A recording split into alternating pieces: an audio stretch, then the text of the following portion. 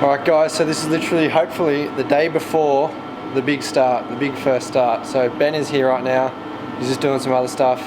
While he's doing that, I'm going to drain all the old fuel out of the tank. So what I'm hoping to do is just bypass the ignition and put 12 volt on the fuel pump. I've disconnected it from the filter. I'm just running it straight down into a jerry can. I'm not too sure how much is left, so I'll fill this jerry can, go and dump it out, and then go again till it's empty, and then put some new fuel in, which I've got. We'll prime up the surge tank. I think tonight what we're going to hopefully do is we'll pull the plugs out, we'll crank the motor over a few times, see if we get any oil pressure, just to make sure that our engine oil primer has done its job. Also we can check the timing, so we'll probably get the timing light and clip it on number one. Number one's actually over there. And just check that these coil packs are firing, just do all the preliminary checks. Fuel, only thing I'm concerned about with the fuel system is these check valves. They didn't really have a good way of sealing on the female end, so I've just RTV'd them. Couldn't find any instructions or anything, so we'll see how that goes. I'm sure it'll be fine, but it just doesn't sit right with me. It just doesn't feel how it should be. And then hopefully tomorrow we'll fire it up and break it in. We'll also do a bit of playing around with the ECU, check the flashing and all that kind of shit works. And yeah, I've just literally finished my rear Evo Brembo upgrade on the FOS.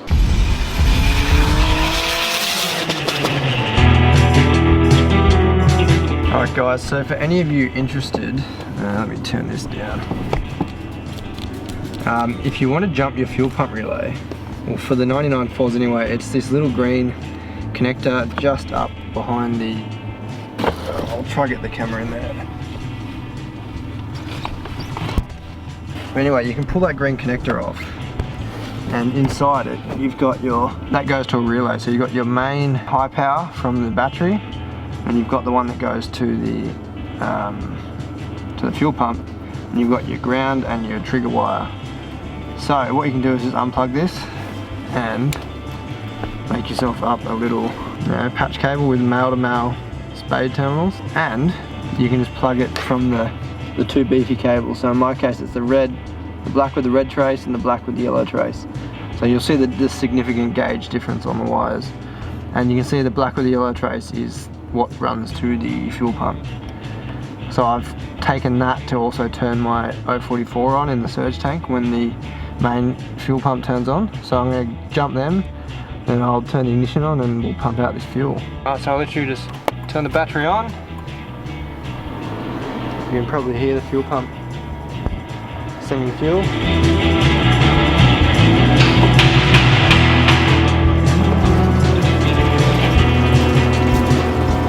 And there you go. So you want to be careful, once it starts running out of fuel, you don't want to keep going, otherwise you could potentially burn the pump out. Yeah, this fuel does smell a bit shitty, so I'm glad I'm pumping this out. Hey, look who it is. Showing your face. It's better than other parts of it. Alright, time for some fresh juice. This is going to be really awkward. Oh, he's got it.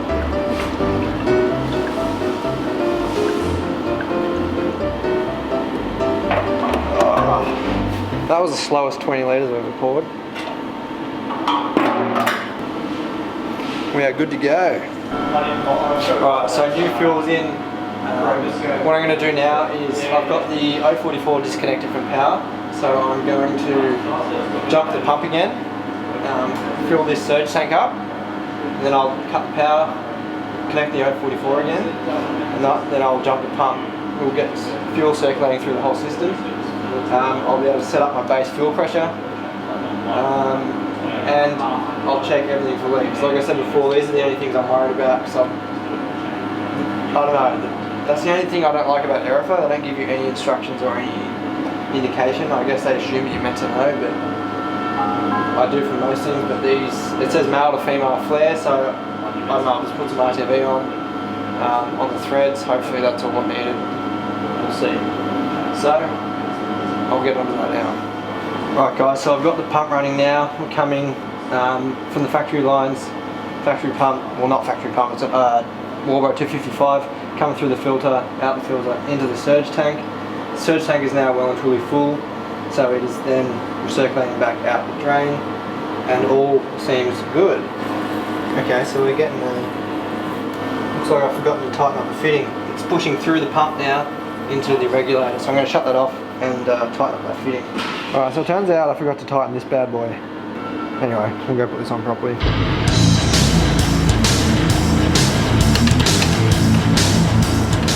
Alright, so that is all sweet now. I'm going to go back in, turn the fuel off, and then I will connect the 044, and then I'll switch the fuel pump back on, and hopefully no leaks. Then we can set up the base pressure, and that's another system check, which has hopefully passed. Alright, here we go. Yeah, it's probably a breather. Like, can you keep an eye on them? Mainly these. Just if they're leaking. Yeah, I'm pretty sure they're all fine. Right.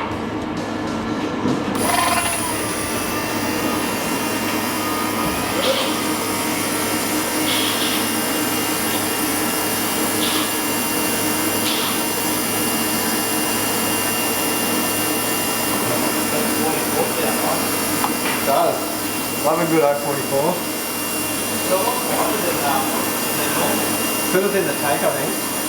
Yeah, I think it's Nothing.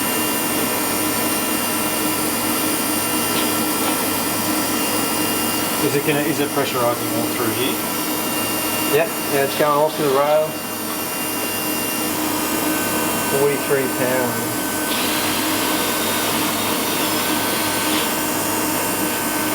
Can you see it? Bubbles right in the way. So that's 50, 2, 4, 6, 8,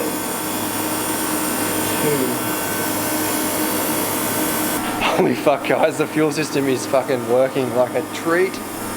Listen to that sexual sounding 044. A lot of you guys probably don't like that sound. It's actually not that noisy. What do you reckon, mate? Yeah, it's not too bad. Andrew's here, by the way. So, in case you hadn't noticed. What, with the bonnet open, but you're not going to hear it with your engine. Oh man, so that is a big check for the fuel system. These valves, which I was worried about, seem to be good. Thank fuck. So, only the first pump's connected at the moment.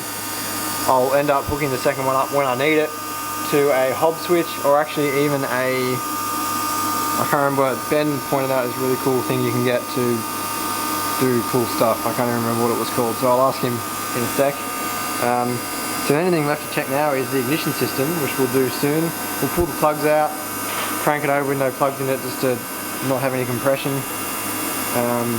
Get the oil moving around, and we'll resume tomorrow and fire it up. Alright, so we are going to check the ignition system. Let me fix that colour. So really, I've disconnected the fuel pump. Yep. I've pulled all the plugs out. Yep. I've disconnected all the ignition coils except number 1. Yep. And we've got number 1 with the plug clamped onto that bolt.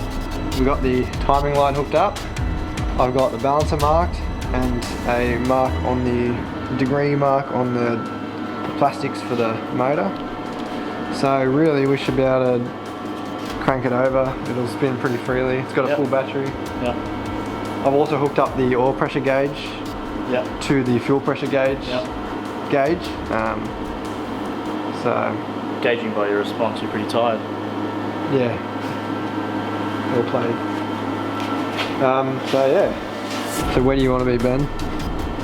Your motor, you get to choose. Do you want me inside or outside? I don't know. Maybe you stay out here and check. I'll do the light. Do you want to crank, Andrew? Yep. I can do it from outside the car, Yeah. Just make sure that's all clear of all the... Yeah, I've got hooked up to the alternator.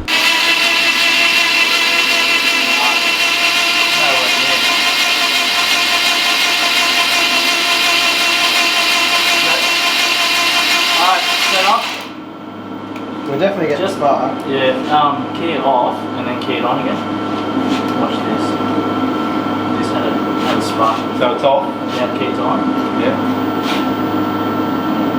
Before when he turned it on, watched the video back, there was a flash before he started cranking, which means that fired. Do it again. Yeah. I'll turn it off. Yeah, crank. See there? That was, that's must be a collapsing field or something, or like the ECU's initialized and it's fired the spark. That's not a big one. Oh, it just means you might get a backfire or something if there's a little bit of charge left. You know, like sometimes you stop like a lawnmower or something, and it's got that last little like kick back. But does the plug look like it's firing or anything? No, I wasn't watching it charge.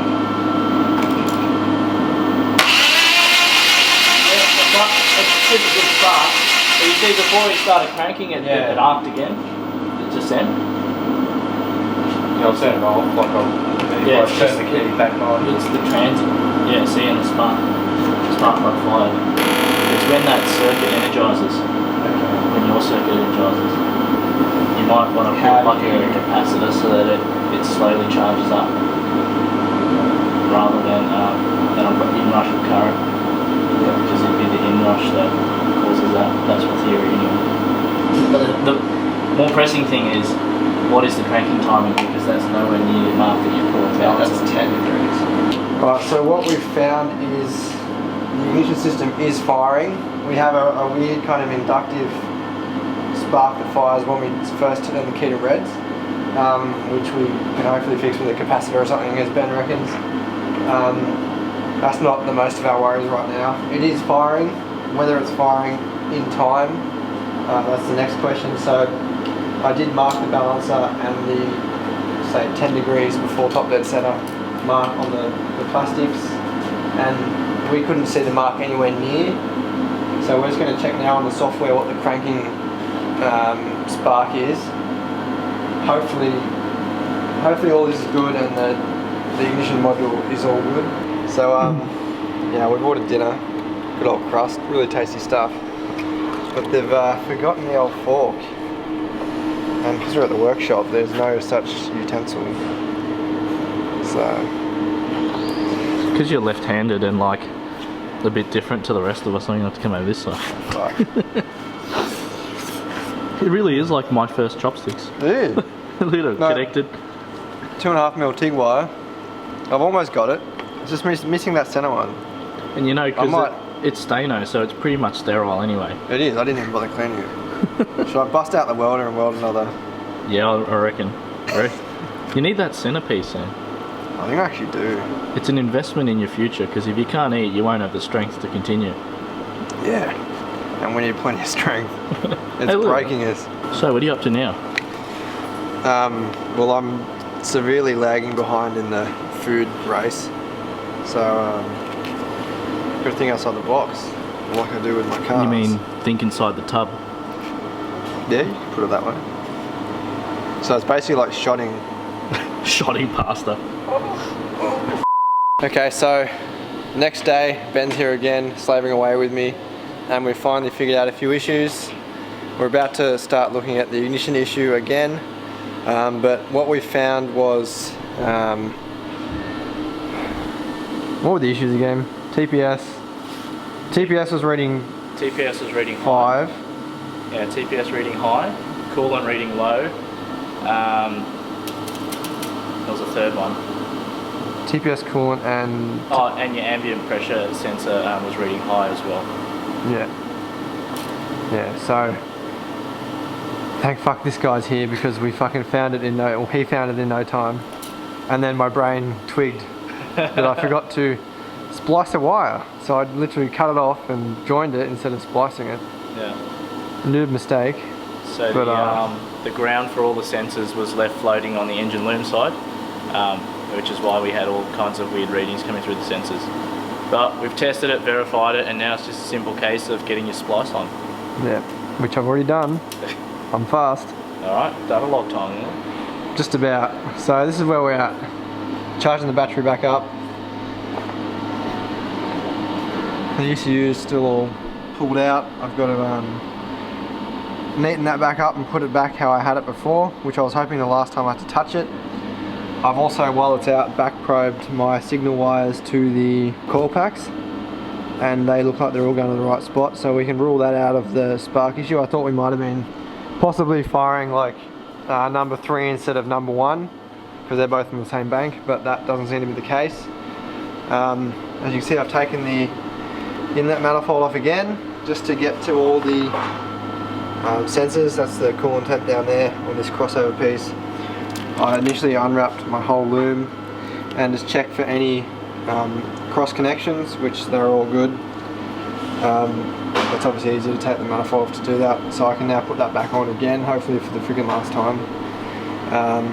Hook everything back up, and then while the plugs are still out, we'll crank it over, we'll check the timing again, see if anything's changed. I highly doubt it. Then we'll do a quick patch loom. So I've got the factory ignition module, I've cut the part of the loom off. I'll just put a Deutsch connector on to suit my Deutsch connector here. So thankfully I've set it up so it can be quickly reversed, especially on the ECU side. I can just plug the 2 plugs that go to the little module I made back and bypass it. So thank God for that. I'm going to go put this back in, bypass those. We'll check some more of this, and I'll report back when we've actually got some decent progress. Once again, it's getting close to 11 o'clock. We're both running on like 5-6 hours of sleep. Yeah, pretty rat shit. So, just been doing a whole heap of wiring. We fixed the sensor issue, thanks to Ben, thank fuck. I've just got to make up a little flash mod to, I'm just going to hook up a switch. I can just press that and then I can flash the ECU. I'll do that in another video probably. Once we further understand the ECU lab setup, we'll make a video and show you guys how to do it, because it is a little bit confusing. So right now, before we go, I've just hooked up the factory ignition system. As you can see, I just I thought I had a spare 4-pin Deutsch connector, but I didn't, so I've just got the pins. I had some spare pins, so they're just sitting in there. So that's the signal wires. Because I didn't bring them out from the ECU, I've just temporarily wired up a relay. So we're getting our switch 12 volt from an unused relay circuit in there, and main 12 volt from the distro box, and then we're just grounding on here. So we got Ben went to his mate's workshop and got a timing light that can adjust for spark advance, so we can see if it is off, how far off. I've got a feeling it will be fine with the factory setup. So like before, we got number 1 spark plug, only number 1 plugged in. We've got earth. We'll chuck the timing light on that. Ben will crank the motor. He's also going to hook up the computer again and check that all the sensors are working as they should be, which, you know, fingers crossed. So that'll be the last thing we do before we go home tonight. So I'll put the camera on the tripod and you can watch us. Ready? Yeah. Thereabouts. The spark definitely isn't as strong as the LS, but it's more than enough to start it, for sure. I think the stock coils do have a fair bit of punch though. They jumped a fair arc from the post to the hold down bolt. Yeah, it was like an arc of lightning. Dude, this shifter is like, it's like God mode. It's so fucking fast. Bang shifting. Yeah, well, you know what? I can actually set up flat foot shifting in this. Maybe you just set up run first. Oh fuck, why are you so wise, Ben? Far out. Most people say angry. Yeah. Sometimes hangry. No, you're a good bloke. Don't let anyone tell you otherwise, mate. They can try. So to put you on the spot, Ben, what do we have to do to fine tune the LS driver? Okay, so in layman's. One of the theories is that there's a bit of lag from the circuit processing the input signal to triggering the LS coils, and that can be for a number of reasons. The voltage thresholds for the transistors and so on. It could be noise, it could just be wired up wrong, but first we should test the circuit on the bench. So one of the ways we can do that is set up a dummy ECU with a signal generator to give it an RPM trace, and then we'll wire it all up on the bench and get a dual channel scope to scope the input and the output of the module and overlay those so we know if there's a lag, because a time lag will lead to a delay in the ignition timing. Yeah, well, when you're dealing with milliseconds, like, we'll put it this way, the coil dwells for 5 milliseconds roughly. Yeah, 4 to 5 milliseconds. Yeah. So that's fuck all. Yeah, so there's a whole bunch of different things that we can do to test it. But first we want to just make sure the engine's running. There's a lot of things that have changed. The ECU is running new firmware. We've got a whole bunch of new wiring. It's a new engine. New drivetrain. New drivetrain. Yeah, a lot of different things have changed. So we just need to, remove a couple of variables, get it going, make sure the engine's healthy, everything's sweet, and then we can start introducing those mods again, just to make things a bit simpler. Yeah. Alright. So where can one acquire a scope? Where one acquires all things. eBay? eBay, with a discount code. Oh, actually. 5% at the moment. Oh yeah. Oh, it's only 20% on the tools. Yeah. Very tempting. Yeah. So guys, buy the merchandise. Help Carl out. Yeah, we need to get these coils. They work. It's just, I think it's just a matter of tweaking the resistors. My hunch. Yeah. But we'll see. We shall. I probably shouldn't release that video yet. Why not? It's just a teaser. Yeah, a 25-minute teaser. Yeah. So if anyone releases a coil module that doesn't quite work, you'll know why. Yeah. So we've just got ROM Raider open now. We're just checking all the sensors. Ben's got everything set up. We do need to hopefully get a manual from ECU Labs to tweak or allow us to even tweak the code to allow us to run our AEM wideband, because the scaling is different for that, and it seems to be fixed, which is I think for an Innovate or something. Anyway, I'm going to crank it over and show you guys from in here. So the oil light will go off pretty soon, as you see.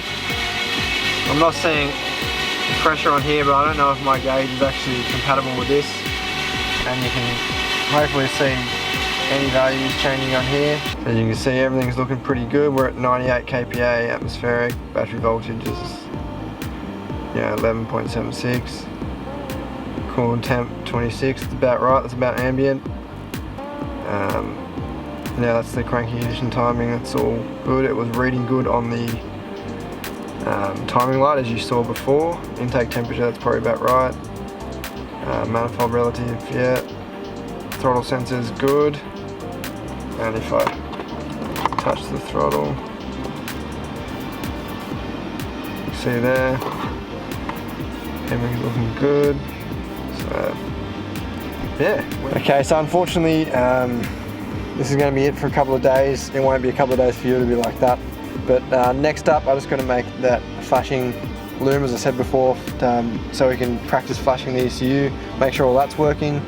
Just basically want to have everything that we could possibly need to use ready for when we first start this. Ben's away on the weekend, so he won't be here anymore. We're going to wait till next week. When everyone's free, we'll finally fire it up. It's pretty much ready to go. I'm pretty happy with the clutch. It feels good. I think it's all ready to go. Transmission feels good. Diff feels good. So yeah, it's a matter of getting the engine sorted, which it basically is, and fingers crossed. So it's getting real close. Actually, I keep saying that, but it really fucking is.